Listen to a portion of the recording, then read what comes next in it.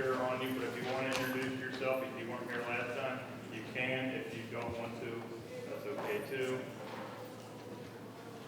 Joe Busher, Deputy Chief of Operations for the Middle Fire Department. Chief Service will make it in the class out of town. Anybody else? Go ahead. Bruce Herbeck, local businessman. I'm a dentist. I run the Dunn Wellness Center up on Manor Ave. One of my very first events in Mentor was to golf with this gentleman, and you won't tell anybody how I did. I thought we were like Danny Speed.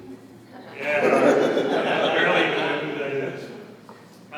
One other quick thing before we get started. I do want to tell you that this group, just as a point of reference, is going to help us set the district vision and mission over the next several years. So we talked about it with our Board of Education a little bit, gave them a briefing of our last meeting, and then we talked about the preparation for today.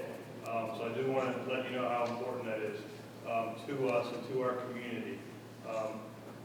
Dan Wilson, who is our Chief Financial Officer, is going to run today's presentation and talk about the current and future finances of our school district. And I'll turn it over to Dan. Good, thank you, Mac. Good morning, everyone. Want to run through a couple things real quickly, kind of preliminaries on how we fiscally manage the district. As a political subdivision of the state of Ohio, our process is to set board policies when there isn't state law or federal law to regulate how we operate. There are 4 board policies that are on point to our fiscal management of the district. The first is Policy 8.0, which answers that classic question in education: does the budget drive programming, or does programming drive the budget? And what our board policy does is try to find a little bit of a middle ground, and specifically states and directs that the district's first obligation is the education of its children. However, the Board of Education recognizes the need to frame educational programs within the district's strategic and fiscal plan. So we're somewhere in the middle there, recognizing that we do have a fiscal plan and our programming has to support that and fit inside. The other 3 policies assign to both the superintendent and myself the responsibility for the annual budget development, the responsibility to put everything in the context of a 5-year time lens when we look forward, and finally financial reports that dictate to me that I must prepare monthly financial statements that include variance analysis, month-to-date, year-to-date, and previous year-to-date, as well as graphic representation and summary information on the financial status of the district. It includes a vendor list that predates by 12 years our Ohio State Treasurer's initiative that put vendor checks in the checkbook online for state and local governments. We have been posting those on our website since 2005. So these policies are important to us and guide what I do and what superintendent does support the district. In a representative form of government, our board members are elected by the community to represent them, to help ensure the school district serves the needs and expectations of the community. There's no prerequisite other than you're a member of the community and live within the geographic boundaries. Our Board of Education recognized that when it came to strategic fiscal management, or actually approval of regulated documents, the annual budget, our annual forecasting and updating of the forecasting, they may need additional resources. They created a Citizens Financial Advisory Committee that specifically is charged with reviewing the forecasting assumptions and the budget, and to recommend to the board whether or not they are reasonable and should be approved, to share best practices in the private sector, serve as an audit committee when we have audit concerns from our annual audit from the Auditor of State's office, and when appropriate, issue periodic reports. We have 6 citizen members, and the only requirement there is, again, they live within the school district and come out of the business world and have the business knowledge, the financial knowledge to be a resource to the Board of Education and in essence, look over my shoulder. We have three primary documents that we would use even if they weren't regulated: an annual budget, and I think we're all used to the fact that you need some type of budget. In our case, we have to have a budget. Our fiscal year is July 1st to June 30th, and a budget has to be in place each fiscal year. And then, consistent with our board policy, but also state law, annually in October, I have to prepare a 5-year forecast looking into the future.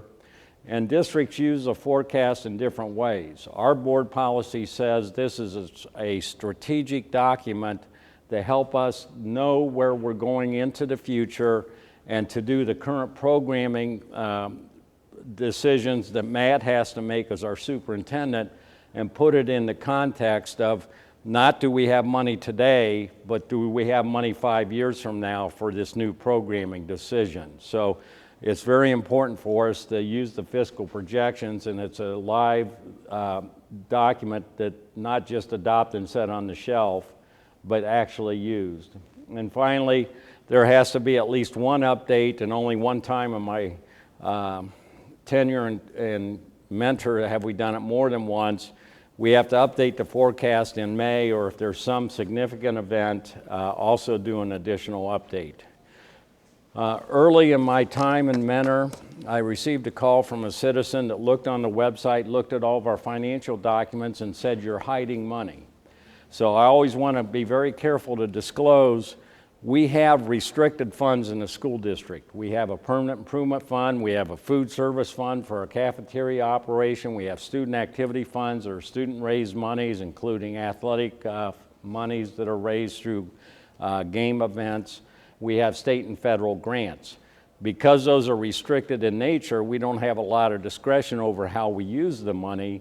So all the documents I use, the presentations I make at the board level and with the finance committee, are focused on our general operating fund, where we have the discretion and we can make decisions on what to do.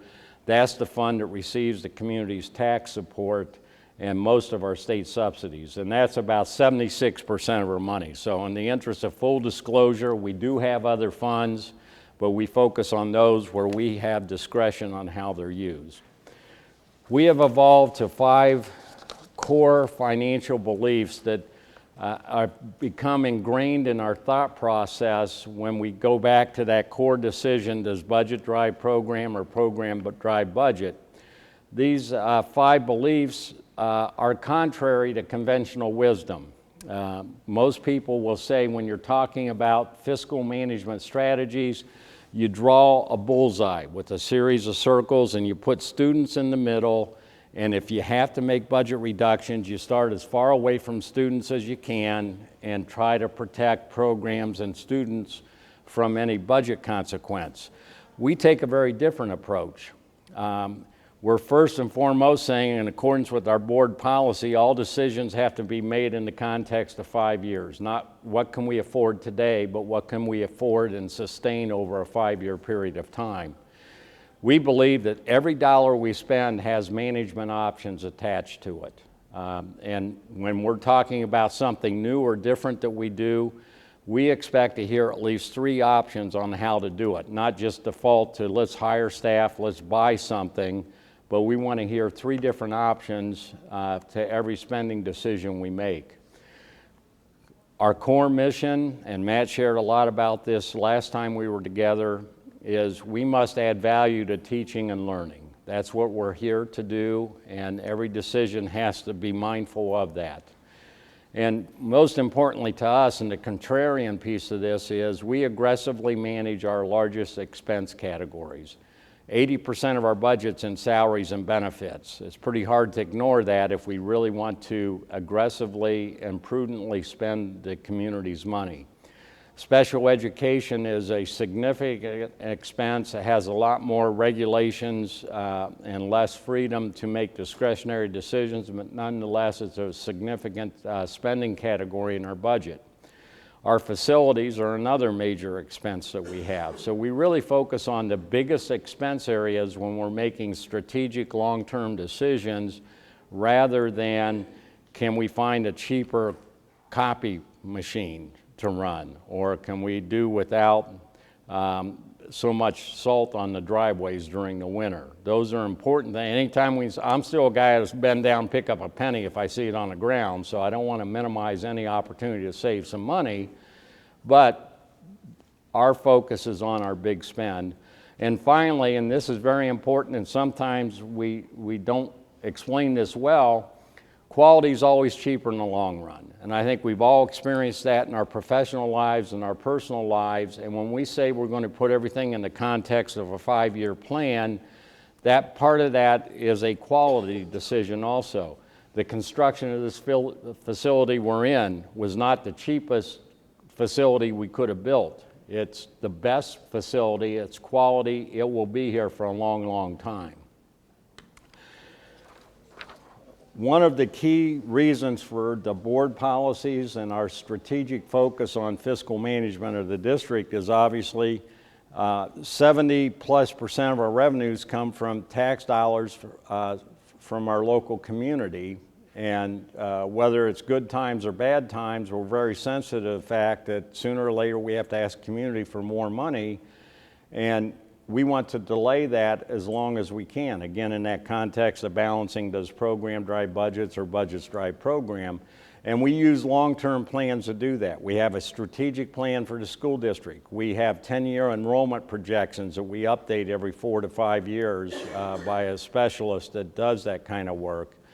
We have our 5-year budget plan. We have a capital plan to help ensure we're doing necessary ongoing maintenance and schedule major systems and buildings for updates or repairs, whether it's roofing systems or boilers or electrical systems.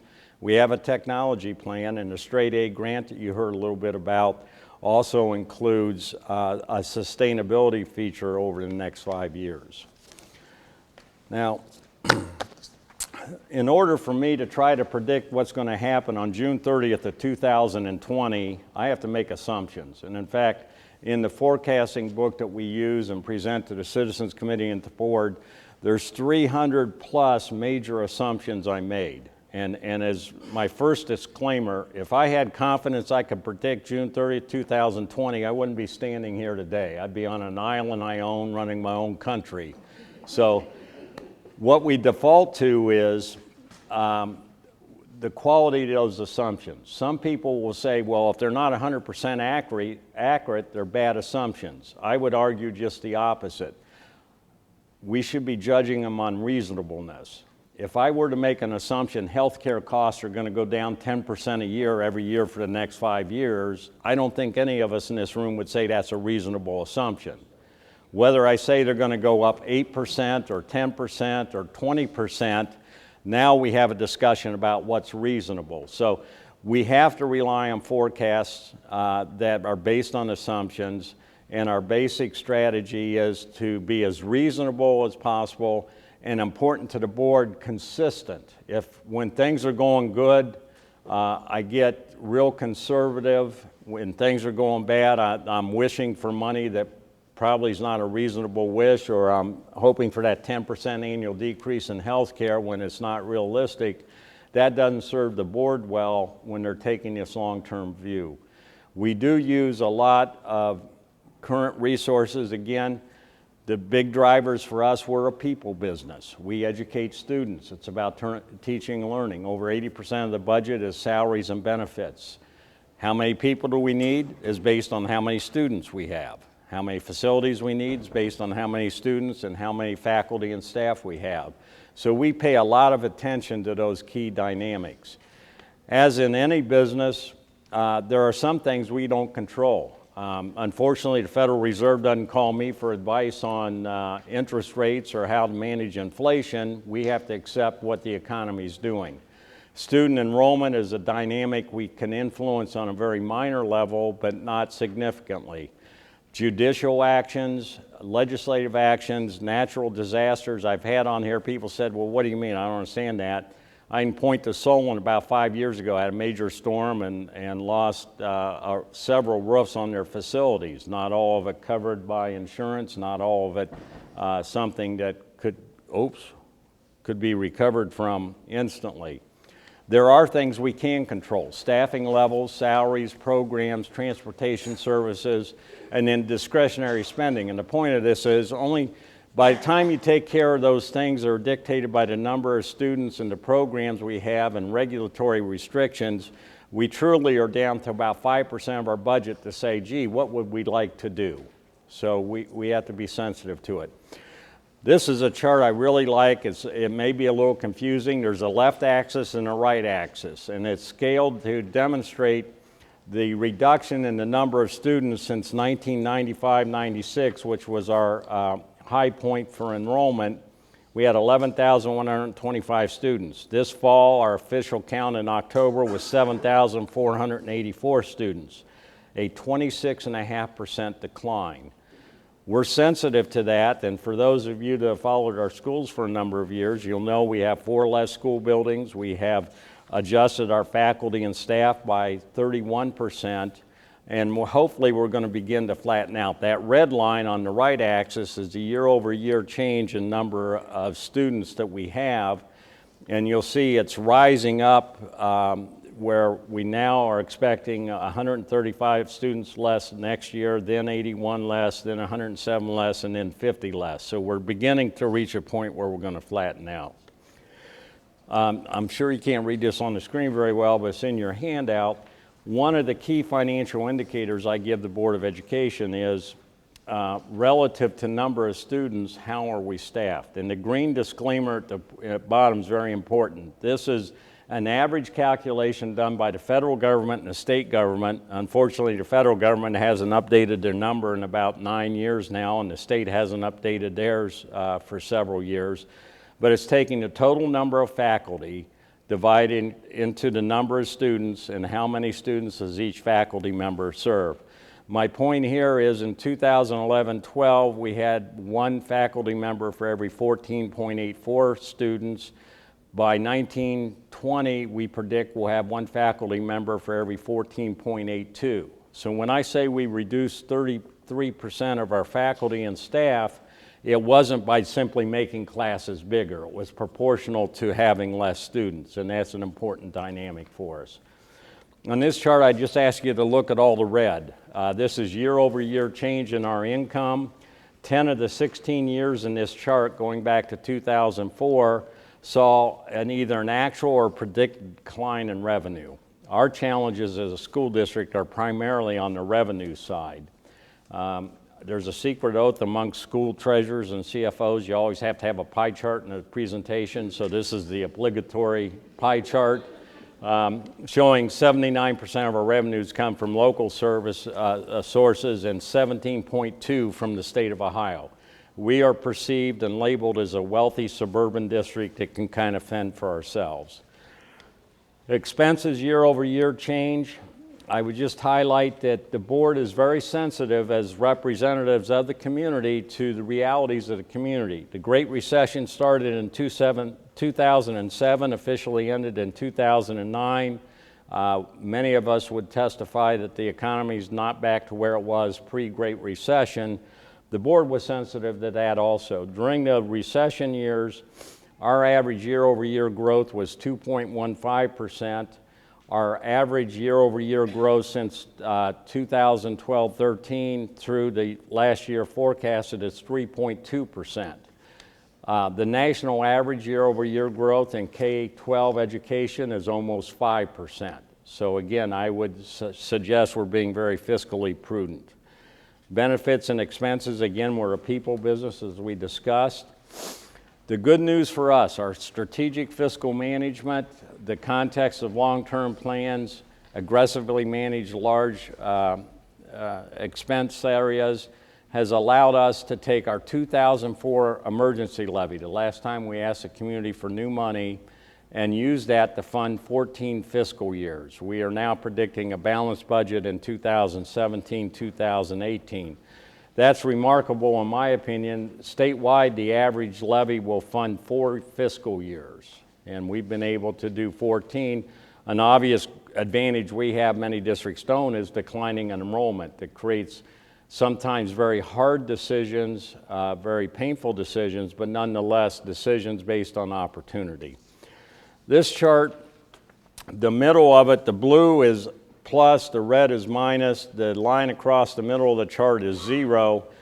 The 2004 emergency levy generated $14,632,000 annually to the school district, and that's where this chart starts. By 2019-2020, we will collect only $479,000 of that, or 3% of the original money. The rest has been lost through changes in 4 state tax laws that were enacted in 2005. So in essence, we're saying in 2019-20, we're back to the future, we're back to 2004 from a revenue standpoint, notwithstanding regulations, inflation, all the other things that have evolved for us as a school district. Significant challenge. Well, you say, how does that work? No different than at home. Because in our industry, you have a life cycle of local revenues that's 79% of our revenue. We reserve funds in good years and use those reserves in bad years. And you'll see here in 2012-13, we began deficit spending and withdrew $2 million from our reserves, and then $3 million, then $1.7. This year we predict $5.4, and our reserves will be completely exhausted in 2018-19. So this is allowing us to stretch the use of that 2004 levy, but there's an end point to that. When our reserves are gone, they're gone. And finally, the last chart is this graphic representation that's one of the key financial indicators we give the Board of Education of when do we deficit spend? Deficit spending being defined as when current expenses exceed current revenue before you take into account our reserve fund. And that began in 2012, 2013. You'll see the last time it occurred was back in 2002, 2003. That led up to our financial disaster and the need for new monies in 2004. The gap begins to widen as we look at the out years because of that declining revenue, as a result of the tax law changes, because inflation regulations, the costs of our industry continue to go up. We have a significant challenge as we go forward. We've had a very good run since 2004, but we are now kind of at the end of that life cycle of that good run. So I think with that, I'll stop now, and Vanessa, I'll turn it over to you. Well, if anybody has questions for Dan, feel free to ask, because I give you a lot of credit at 7:30 a.m. meetings that search for financials. Probably when you write back in coma vote. Yes, sir. Dan, do we have a strategic reserve where we invest the money that is in the reserve? Yes, and again, one of the byproducts of the Great Recession is pre-Great Recession, we were earning $2.5 million a year on our reserves. Last year, we earned $178,000. We're not allowed to invest in equities or real estate. We can invest in government securities, bank CDs, short-term money market instruments that are insured by the government. So yes, we do invest it. I have a very comprehensive investment program, but our asset classes are severely restricted, and because we're earning now, my weighted yield is about 0.67%. The weighted maturity is about 2.8 years. I've just about given up waiting for the economy to get better. I'm going to begin lengthening maturities a little bit. But even doing that, the long-term yields in eligible asset classes are less than 1%. Yes, sir. Yeah, based on the fact that it sounds like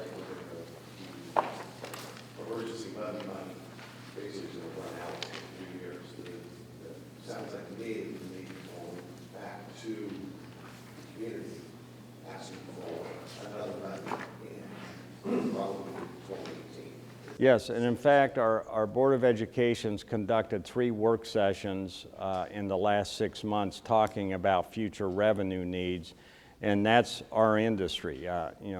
79% of our money comes from local sources, only 17% from the state of Ohio, so it's up to us to fund ourselves, and we are running the end of that life cycle, and our options are reduce spending, increase revenue, or do some combination of the two. And we continue to be very prudent, almost aggressive in reducing expenses, or at least slowing the growth of expenses below what's normal. But yes, we are reaching that point, as every school district does sooner or later. Yes, Mr. Molinar. Two questions.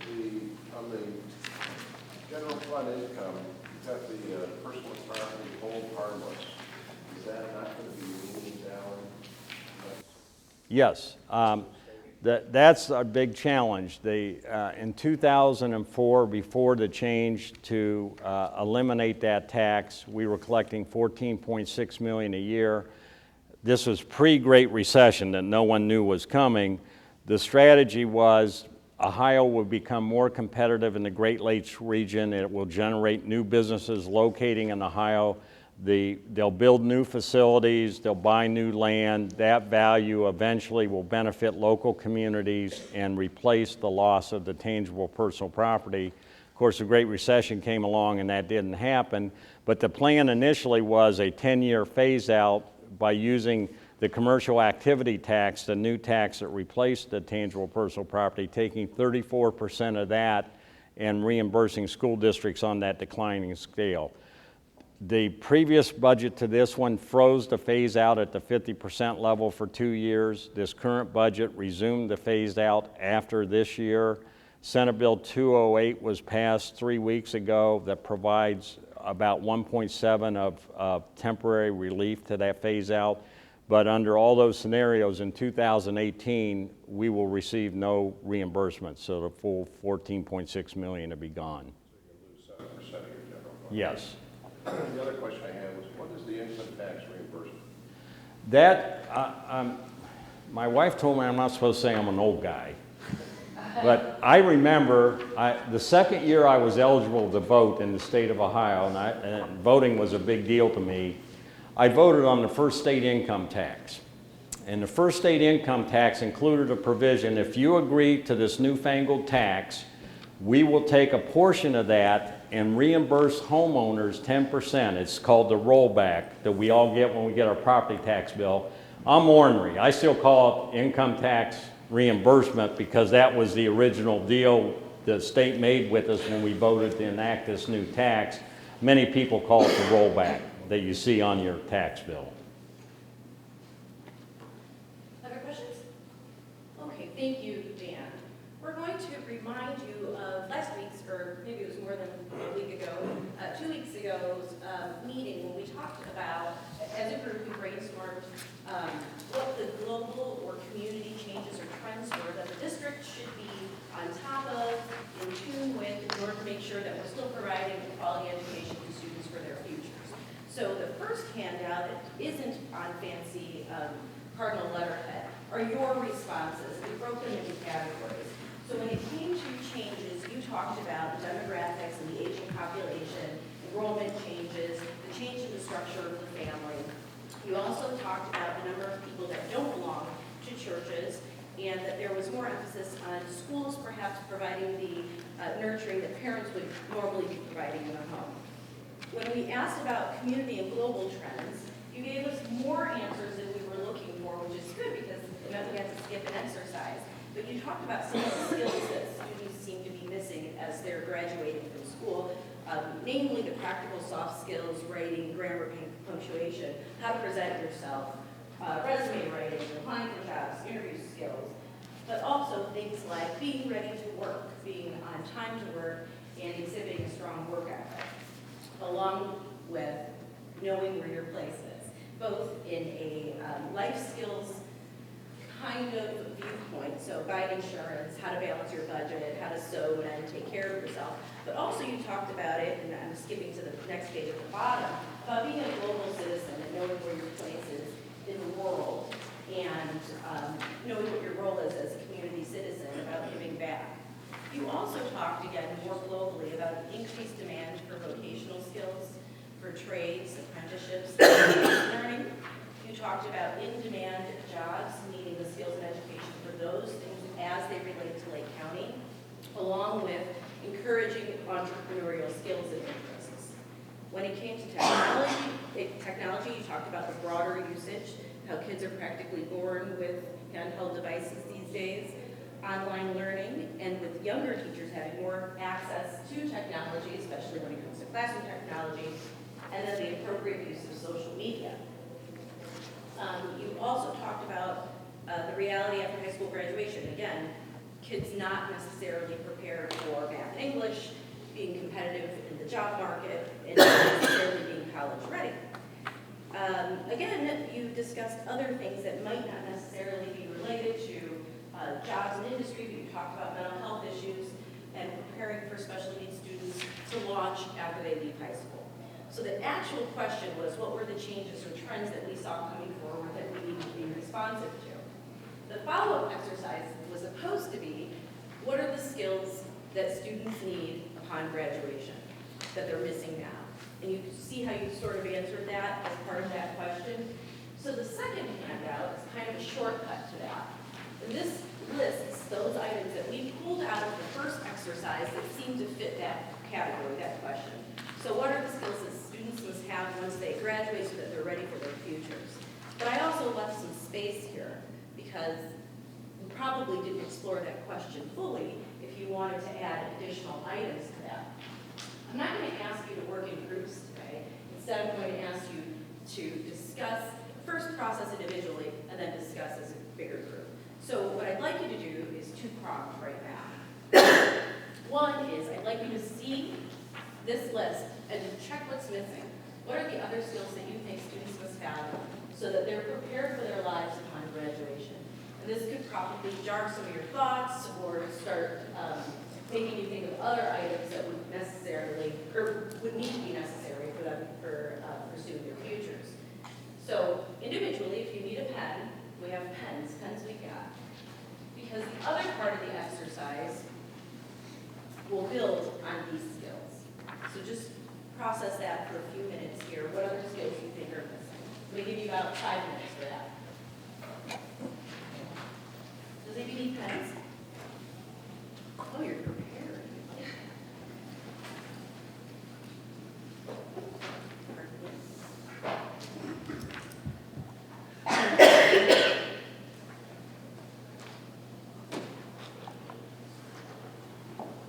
And again, I want you to think of your particular vantage, what you represent, what you bring to the table.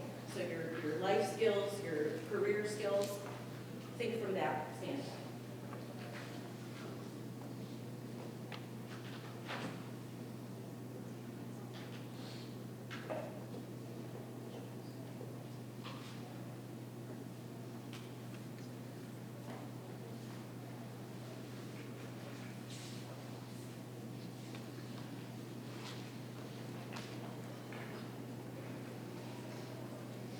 Does anybody want to offer something that might be missing?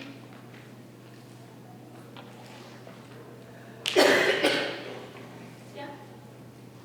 I see a lot of college, in my practice, a lot of children are going to college.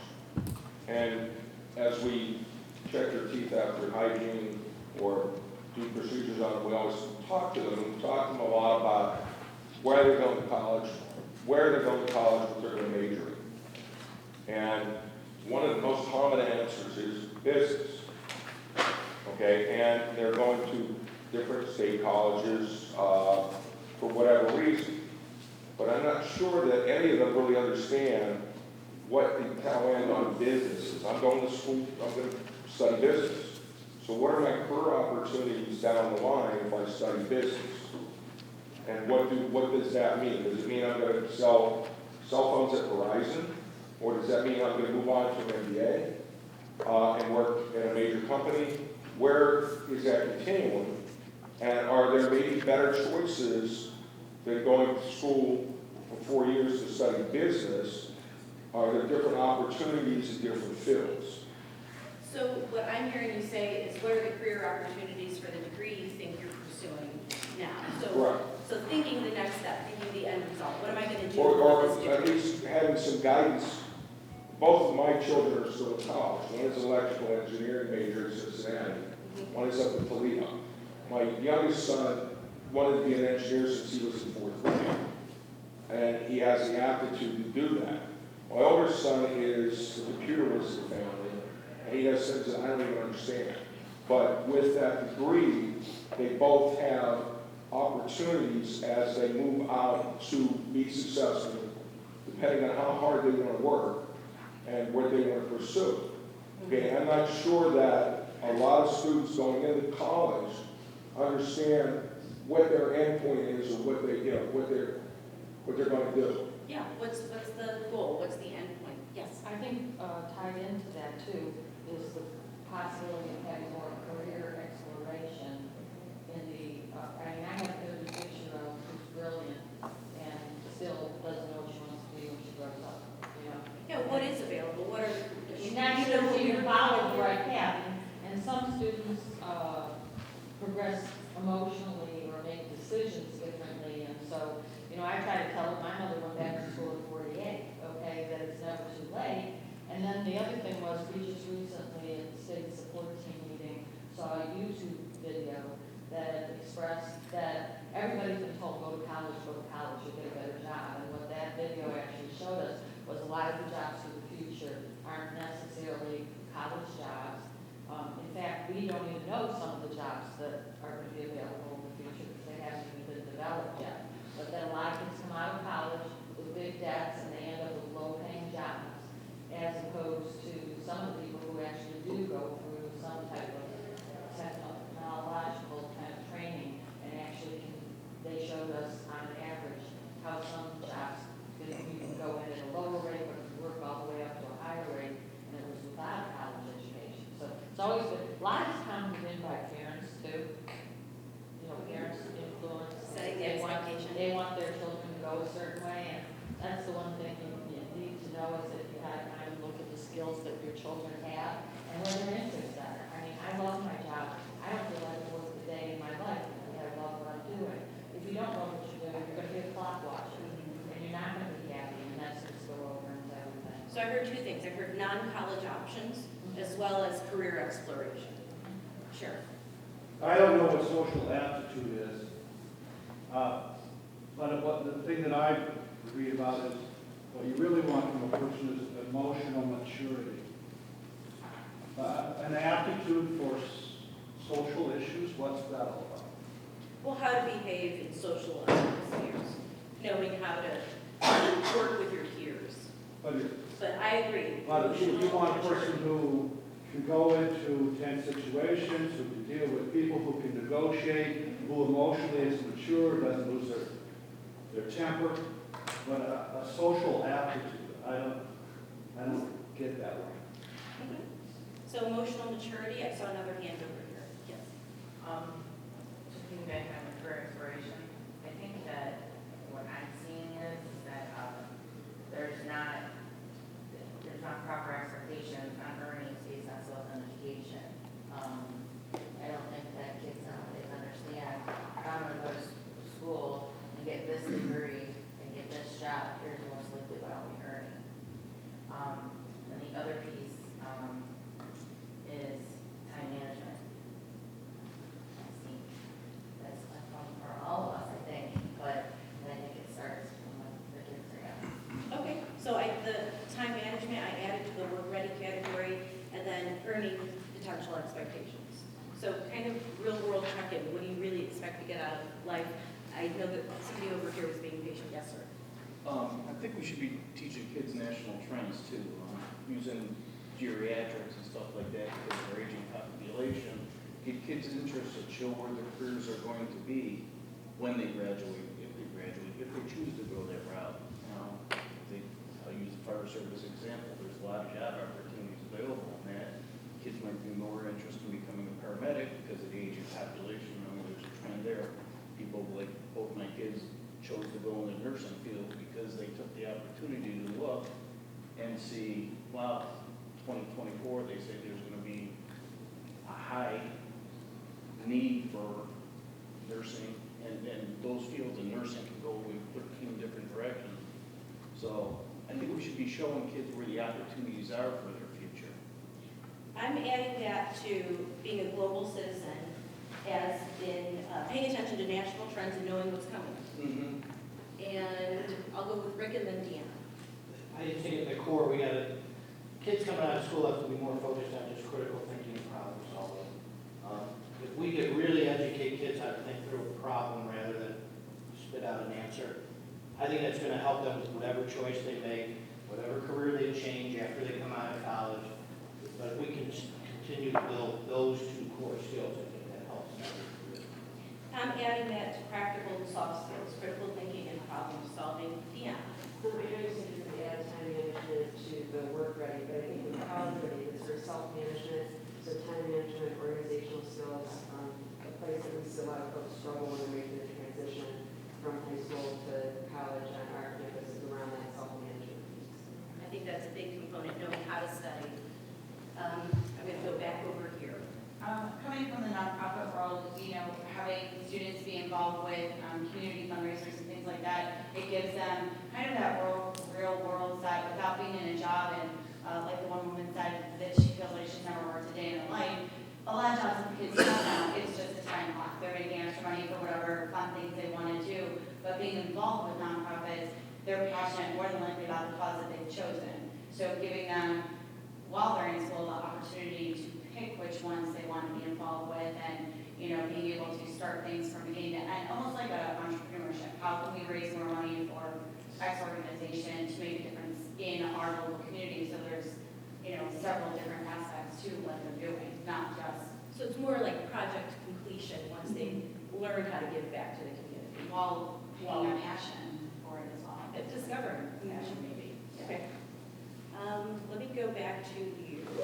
Okay, for college ready, kind of piggybacking off what Deanna said, the kids, they really, I think, need to improve their study skills, their self-motivation skills, and that kind of ties in, for me, they need to learn how to think and live and do everything independently.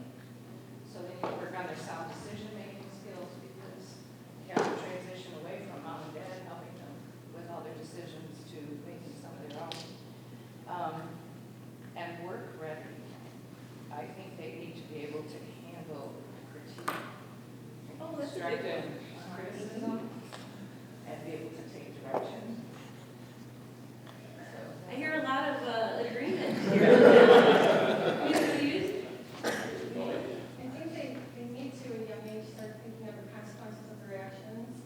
If they're not making good choices, start them, we're teaching on this in elementary school, middle school, high school. If they're not physically fit, that could affect them when they get older, health issues. If they're making the poor decision to use drugs, steal, do anything else, they get a criminal record, even when they turn 18, that can affect any kind of career choice they want to go into. So long-term consequences, including your own physical health. I thought it was a really good one. Yes, Along with that, I was thinking of like just along with ethics and integrity, just basically in this world right now. yeah. Yeah. There's sometimes things, it's gray area, and sometimes it's a big bright line. Loyalty, I would add to the integrity too, because they don't stick with companies like, you know, previous workers did. They'll move on to what's new, better, lower paying. Yes, sir. Verbal communication skills, how to advance ideas correctly, and how to debate ideas within a group. So verbal, being able to express yourself verbally. Um, Even when you have a potentially conflicting idea. One of the problems we have with young dental students, they are great at machines, computers, whatever else. But most of what we do is one-on-one communication with patients, and they are terrible at it. They can't relate with other people, and those skills are being lost. As more advanced we get with technology, those skills seem to be being lost. Yes, Douglas. I agree with the lady in the corner. We've talked about the brain here a lot and thinking, but most employers have wellness programs, the hospital's working on wellness. There has to be some component for wellness, and that it includes for long-term thinking about the consequences of so many wasted lives, young lives I see with drugs and stuff. So I don't know how you blend it together, but wellness. Yeah. Yes, sir. I agree with a lot said so far, but I'd add under life and transportation.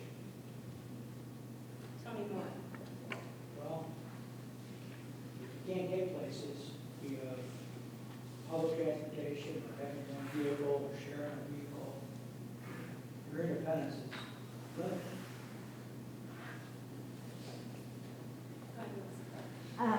You have financial literacy, but I think going along with that is financial responsibility, because we're in this instant gratification society with a lot of our younger children, and, you know, they get all this mailing, sign here, you can have $1,000 on this card or this card, so we're running into a lot of, you know, credit report issues, and then people are in debt, and a lot of credit cards, and, you know, and it just takes them a whole life cycle to really get them to get out of that, you know, before they realize really what they're doing. So I think it's that financial responsibility and, you know, saving and then purchasing. Again, the long-term Right. look at financial responsibility. Yes, Dan? I think leading up to the college ready, or I guess part of that should be, you know, if you're gonna get $100,000 for college, here's what that looks like. When you make 40 grand a year and make the minimum payment, you're gonna be 60 when it's paid off. And if you miss a payment, you're not gonna be able to go home. You're not gonna be able to get the car to go somewhere. You're not gonna be able to get a bank loan for a house. Because right now, it's just sign here, go to college, we'll talk about it later. Yeah. And nobody thinks 20 years down the road. Right, or their earning potential to see if they'd be able to Right. pay it back depending on the career path they chose. Yes, I think going on with what Adam said too, like, as I said, I work for a nonprofit with the American Cancer Society, and in my office, I went to Kent State, somebody else went to Akron, we also have a girl who went to Wittenberg. My God, her school loan, and she has the same job that I have. Yeah. What's your potential and looking, doing the forecasting side down 5 years down the road? It's totally, I don't think this is a career she thought she would have. She enjoys it, but it's not what she was thinking she was going to do after going to school at Wittenberg. Yeah, it's seeing it through the next steps. And the availability of those career choices, of what she thought she was going to be doing. We've all read the horror stories of the $100,000 student loans and no job at the end of it. Yes, Cindy? Technology, I think they need the ability to use diverse technology and to be able to adapt quickly to new technologies.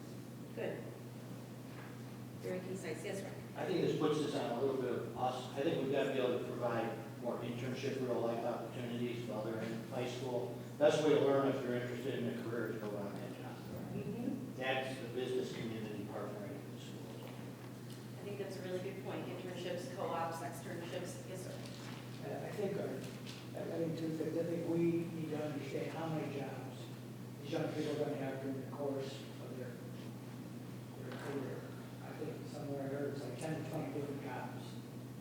So they're not going to be with us for 1 or 2 years or 5 years.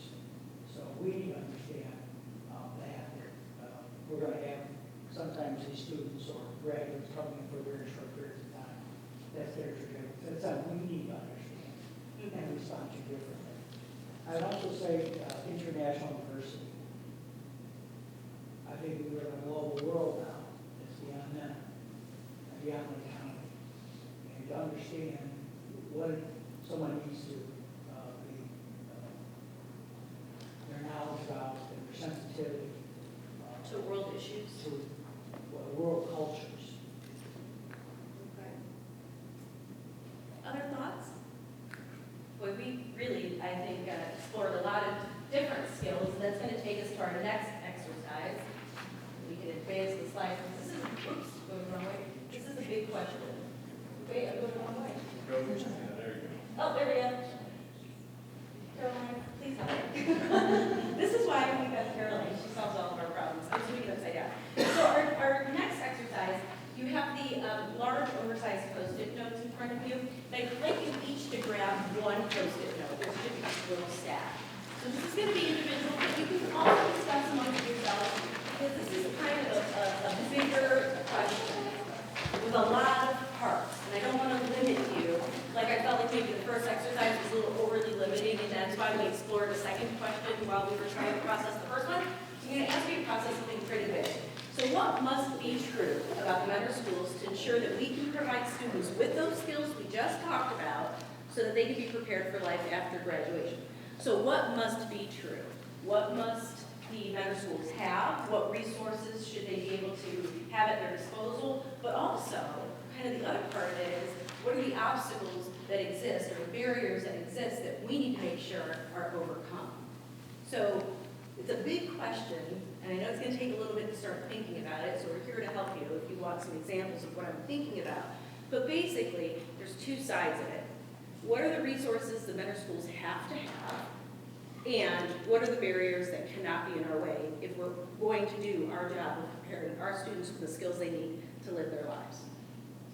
I know it's kind of big, but you guys are really smart. You're overachievers. Does anybody need a pen?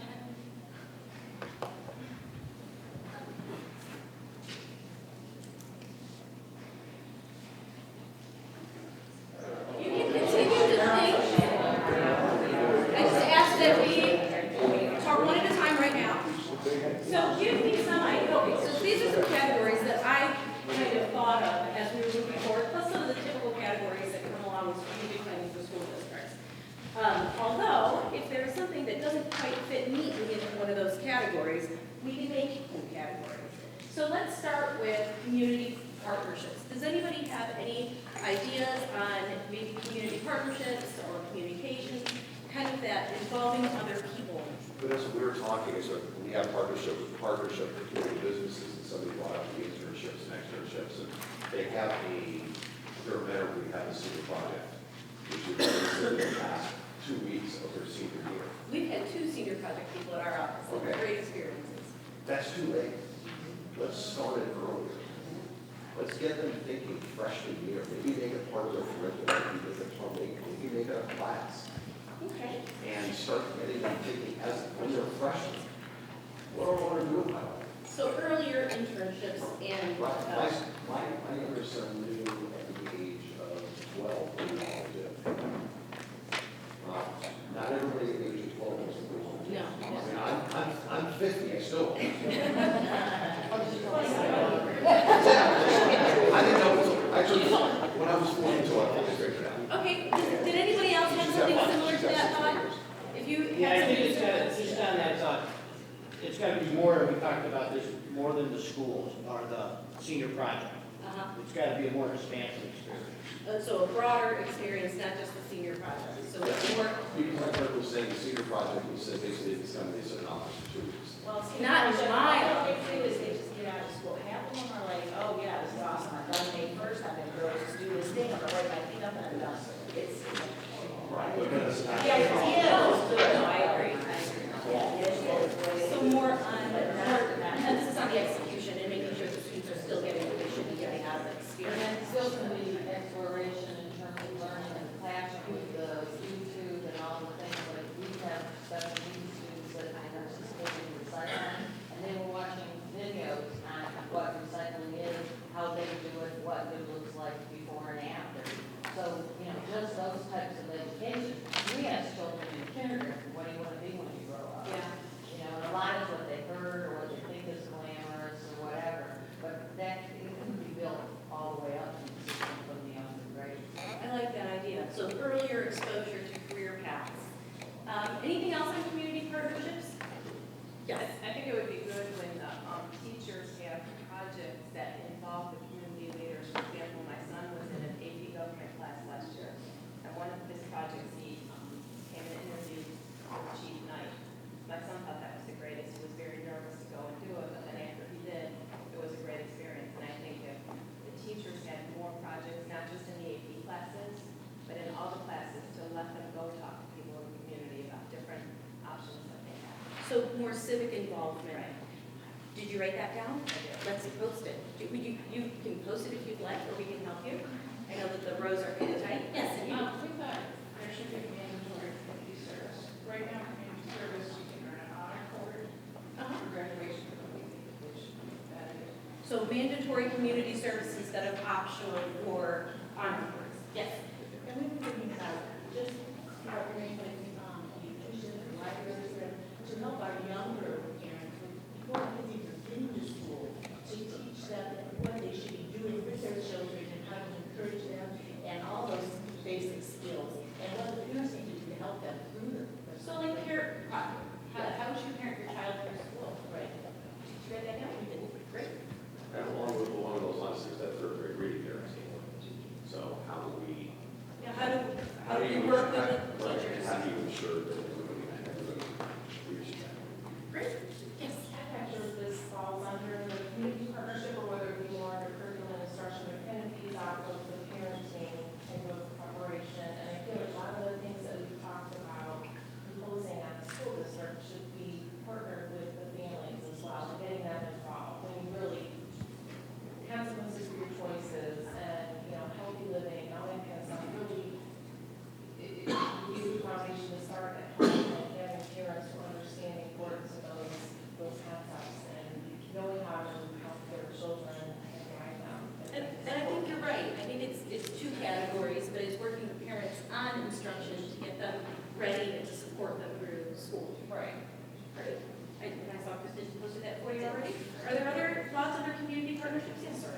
I just think there needs to be more emphasis on basic social skills and basic life skills. I look at this, and I look at a lot of it, and I look at it, and I'm involved in scouting. I'm an assistant scout now. Most of this we teach in scouting. They're not learning it anywhere else. We make 12 and 13-year-old boys make cold phone calls to adults, or to a judge, or to a county commissioner, set up a meeting, get a requirement done. The merit badge counselors set up stuff and make arrangements that other kids that age are terrified to do. And just simple skills. I'll have 12 and 13-year-old boys come out to work on an Eagle project that someone's doing. You have to sit there and show them how to hold a hammer. Sit there and show them how to turn a screwdriver, how to use a push broom. I mean, it's like, it's not the school's issue, but only we're teaching kids to do chores at home. So I hear a couple of things. So going back to the life skills and practical skills, but the other thing I'm hearing you say is that there are some community organizations that are doing that, and it might not necessarily be incumbent upon the schools to do it, but maybe finding those organizations that are already doing it and bringing them in and working together with them to make sure it's broad. You have boys teaching other boys skills. You have boys leading other boys. It's boy-led, and it's preparing them for life. It's preparing them for the future. And one of the other things I think is, it's not all college. Right. There are a lot of opportunities out there for a lot of good students, intelligent people in non-college jobs that make good money. I mean, you look at Steris, they're looking for people all the time. CNC people, welders, those are good paying jobs. You're using a lot of skills. You're using a lot of math skills and things in that, science skills. But everybody thinks they're going to get out of here, go to a four-year college, and in a week have a $100,000 a year job. That's not reality. Great. Other thoughts? Yes, sir. Kind of counterintuitive, but I think we need to really pay attention to pre-K. Okay. And K, I mean, Yeah, younger. those community partnerships, you know, where the schools are built, how a student enters school, and initial experiences in school could provide a positive trajectory. Yeah. Or a negative trajectory over life.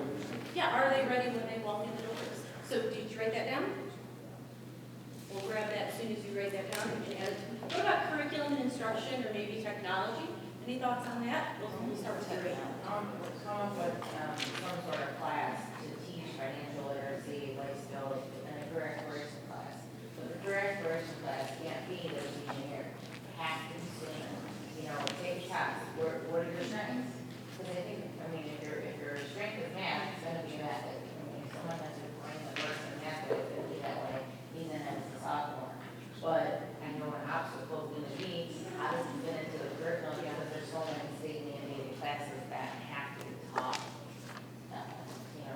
So earlier career exploration, life skills courses, but then Financial literacy. financial literacy. So life readiness, but then the obstacle being, there's already so many mandated courses. How do we fit it in? What's the But also, your financial decisions, how do they impact you?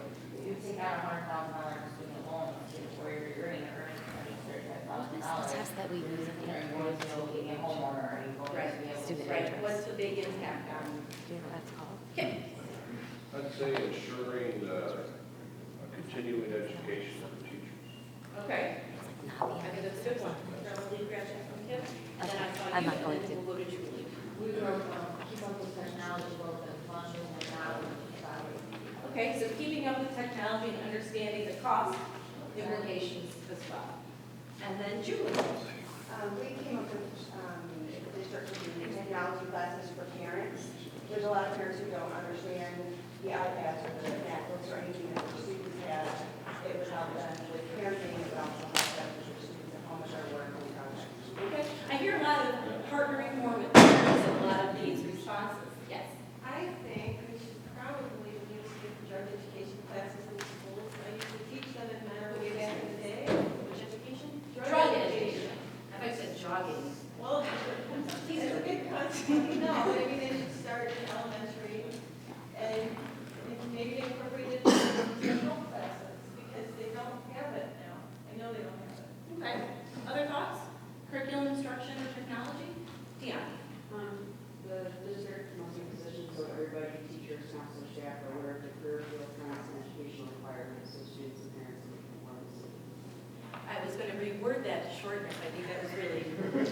That's it, that's the whole thought. So it's a bigger one, it's about being positioned so that you know what's happening. So it's having all of those things in place so that we can keep on top of those career field trends. There's another hand, Adam. I thought it was interesting what Chief Knight said about not knowing how to use a hammer or something like that. You know, the kids, and I think this probably falls under technology, they show up to school, right? I'm assuming we don't have to teach them how to use an iPad or an iPhone or a tablet. They figured that out really quickly. But we have to teach them work ethic or discipline, or it's like, it's back. You know, shouldn't we have to teach them how to use that stuff, but not have the life lessons instilled in them early on? That's a problem. My dad would have smacked the heck out of me because I didn't have those skills when we were in school. Yeah, we were lucky to have the kind of dad that was Right, saying, right.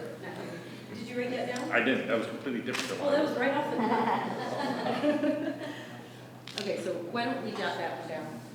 Other thoughts? I think part of that is the curriculum is offering the right classes online. For example, health class online, there's no discussion. There's no, you could put drug, whatever, some other skills. You can have those discussions within that class, but there's no discussion at all. Health class you can finish in a month and you're done for the semester. So I think you have to make the right choices of which classes you're offering online. There's a lot of, sign language, Spanish, whatever. You can actually do those online with minimal instruction, but something that is, needs discussion. Good to actually teach someone. Yeah, some aren't just click, some you want to process a little bit longer. What about building facilities or finance? Any thoughts on those? Yes. I think building and facilities, but we felt there's needs to be a better job promoting public schools. Again, coming from private school myself, my kids and I go into high school next year. I really had to kind of search on my own to find out information, and what I wanted to do is for is what you do for, that kind of thing. So I guess brag a little bit more and kind of showcase what is offered and what is available, because I think it's important, again, from a community standpoint, for the community to understand how much is offered and how much is available. So it's not so much about the student skills, but as much What do we know about the district? And let me take that, and I'm going to say that for now, we'll put that under community partnerships, but it could also be like a whole category of communications and outreach that will grow off of that. Other thoughts on building facilities? Just not building the facilities, I mean, obviously, we've got to keep them up for the technology, but we also have this declining enrollment, but communities, this happens all the time. You build up a community gets old, you have less children, then those old people die, more new families come in, and enrollment in schools goes back up. So you got to be real cautious on what you close, what you eliminate, or how you don't keep your facilities up. Because in 10, 15 years, it's going to turn, it always does. You just look around Cleveland and you see it. Did you write that down, Rick? We got it. And you are. I should have known that one. Yeah. I think for regular maintenance and improvement plans for facilities and buildings. Like, for example, right now I'm in a building, and I just heard Mentor High School is 50 years old. So Ron opens up this beautiful place where kids are learning and stuff, and it can't just be crisis management of when you see things, it's gotta be for future forward thinking. Sure, regular maintenance. Other thoughts on finance, building facilities, technology? Yes, sir. Finance, as far as Treasurer Wilson said about the deficit spending and, the levy going 14 years, that really is great information, and I'm sure it's been out there in the bulletins and that. But I think that really needs to be hammered home more and more. We were able to do more with less for a long period of time, but, coming into 2018-19, we may have to go out and ask for additional funds.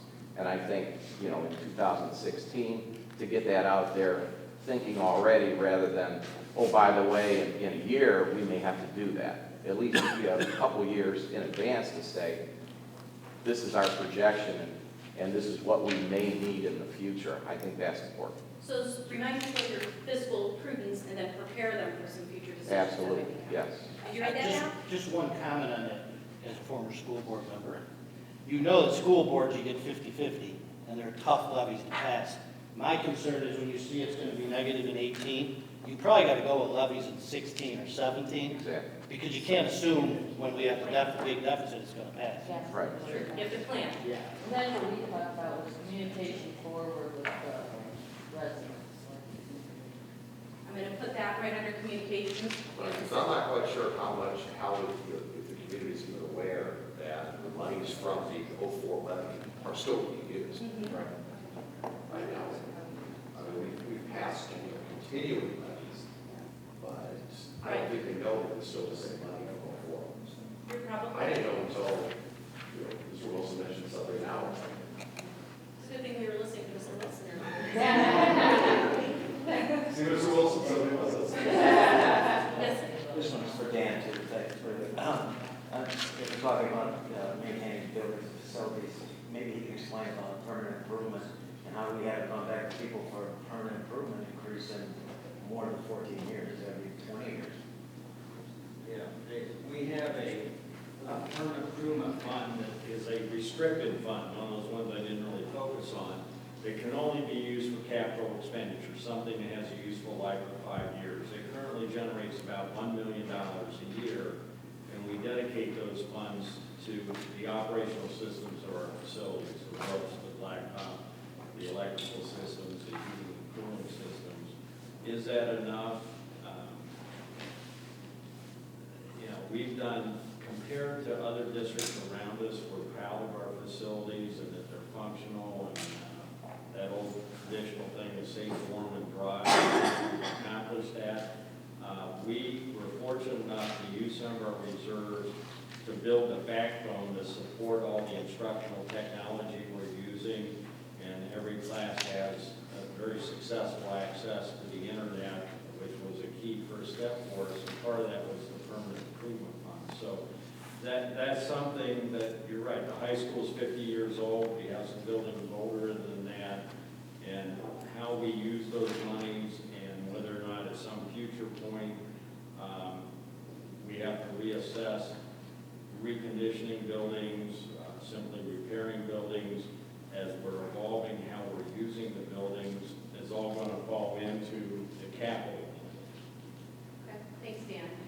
I also just took off some of these tables, some things that we've already discussed, just because I wanted to make sure that we could see that multiple people talked about partnering with parents on preparing kids to be successful in school, and also financial need beyond 28. So I took that from this group. What else? You have papers in front of you. We have continued fiscal responsibility. Continue fiscal responsibility, Dan. Did you hear that?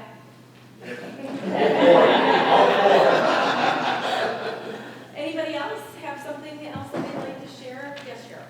It says what the school has to be true to. And it's something, it's my own life experience. Mentor schools must teach to all students levels of learning.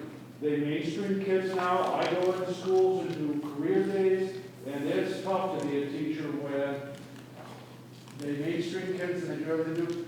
And there's I know what the mentor school's rate of dropout is, but I'm aware of a program that can predict as early as the 4th grade dropout. So when I say all levels of students, we talk about colleges and bright kids, and the tough part is you have to be a teacher for everybody in the school system. And they should be aware and address. I think a dropout's more painful to the community than somebody who just doesn't flourish in college. So that's mine. Thank you. That's, let's put that under curriculum and instruction. And then right here, Julie. We talked about having appropriate skilled staff and adequate staff. I think there's been situations where people want to see guidance counselors and they're told they can't because they travel through schools and so they're not full-time. There's special education, special needs classes that I think are understaffed, or parents of those students feel that they're understaffed. There's too many kids in the classes. So adequate staffing and adequate training for the staff that's already in place. Great, thank you. Who else has something that they have not shared or has already been shared that you want to reinforce? We can add something else. This table's been quiet for a little bit. What's happening over here? they're already up here, well, we'll take them because I want to show how often we thought of them. So wait, what about transportation? This looks new. Transportation, I was thinking there are kids that want to be involved in the PSEO program, but they're not old enough to drive, their parents can't take off from work to drive them. So transportation to something take- that they're missing out on. So this is to take advantage of opportunities like PSEO, it could be something else like clubs or extracurriculars. Good. Right, again, we were talking about real internships. I mean, how is a freshman or sophomore going to get? To the internship. Good point. Very good point. Other thoughts? What else hasn't been shared? You have something. I know you do. Anybody over here? Come on. All right, looks like we talked about everything. Is this something you can do? About the community awareness with jobs available. Sorry. Where is there a nonprofit communities? Okay. What about in terms of technology or building facilities? That seems to be a little bit like, did anything maybe jog your memory about something else? Or is there something that you'd like to talk about in terms of technology or building facilities? Or for maybe we could even combine those? Yes, Julie? Just had a question, not a question, just a comment about building facilities. When the straight A grant happened and the high school got all the new classrooms, I know a lot of them, and they weren't completely finished yet, they were very gray and very dark and very sterile looking. And I just wanted to comment that, especially in the middle school and the high school, I think it's still important to make those rooms inspiring and interesting to the students. I mean, they do so much in elementary school, it's color thrown everywhere, like Technicolor threw up in those rooms. And I think it's important at the middle grades and the high school to keep inspiring students and not just have it feel like they're in a boardroom. So To still make sure aesthetically inspiring. Inspiring and pleasing to, you know, keep the kids wanting to come there. Unfortunately, that's more teacher specific. I know it is, but I mean, if it's something that can be encouraged among the staff that will, you know, do something. Along those lines, for example, in Sterling One Elementary, a couple of years ago, before Mr. Miller came in, they had to paint all of the buildings the same color, the same brown, the same, it was horrible. And what they did at Morton was they actually covered up beautiful, if you walk into the school, there were beautiful tile work that had been there for a year, forever, since the start, and they painted over them. And, you know, when the kids would walk into the school, they would see this, and it was like, wow, this is, you know, the inspiration was kind of there, even if it was subliminally. Yeah. Well, it's something that wakes you up. I mean, I just So feel like still keeping it walking into unique, Grand characters. Prairie All right, we are, yes, Just sir. one thing on technology, I think we all think, you know, iPads, IT, but there's also a whole manufacturing part of making sure we're educating kids from a technology standpoint. They can still be in the manufacturing business, but need that technology background. So manufacturing and workplace tech. Okay. Sharon, did you have one more? Just one for finance. Yeah, everybody needs to know what the return for investment is, what are you spending per student, and what's the return? What's the graduation rate, how many kids are doing this, and done. But I think part of finance is what's the return for investment. May I just comment on that real quick? We're about to wrap up, so if you, yeah. Just real quickly, and I agree, and we need to do more. There's several ways to kind of measure, if you're getting to what's the value received on the investment in our schools, we have been hesitant as a school district to use the cost per pupil factor because the basic math, if you assume districts have constant enrollment, you're fine. But when I talk about we had a 26% decline in enrollment, the basic math formula is total spending divided by number of students. So say students go down 3% and your spending goes down 2%, you still had an increase in cost per pupil. So in a district like ours with declining enrollment, we're looking for some alternative ways to get to what you're saying. What's the value received is the money used frequently, and that traditional measure that we've had for longer than I've been around, cost per pupil, we're looking for some alternatives on how to do that. But we can certainly use the cost per pupil data. It's just that kind of math flaw as it relates tonight's, I think you. I know it's not that simple, but it had to fit on that little picture. But you also said the important part was just communicating it, right? Not just calculating it, but communicating it. And I think he's trying to get to the fact of communicating it in different ways. Yeah. It's not the traditional way. Let's look at what the achievements are and let's communicate that to the Right. We are wrapping up today. We're going to meet again, let's look at our calendars. But what I'll tell you about the next meeting is that there will be subcommittees. I'm going to combine building, facilities, and technology because I think that they do go together kind of inherently. So finance, facilities and technology, curriculum and instruction, and community partnerships. Those will be our 4 subcommittees the next time we meet. So you'll be breaking off into groups. And once you're in those groups, you'll be creating overarching goals for those categories along with some steps to achieve those goals and some metrics or timelines that go with it. So next week will be small group work. It'll be very intensive because you will be writing the section of the plan for those categories as groups. So let's look at our calendars. We still like these 7:30 a.m. meetings, even though we all read Article 11, night owls and early birds. Let's see, we've got a holiday. So what about the week of December 1st, November 30th? Wednesday. Does the Wednesday morning work? It's consistent with what we've been doing. Let's, unless there are objections, let's do Wednesday the Second. 2nd, 7:30 a.m.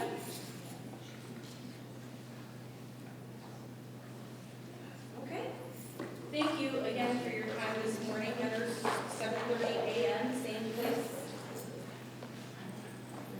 Again, thank you for your feedback. It's very important.